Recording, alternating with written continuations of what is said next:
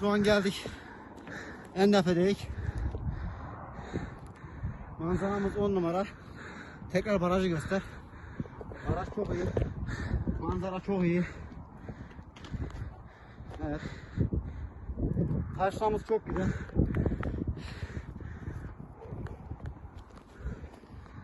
İşte böyleymiş. Burada bir gün kamp yapılır.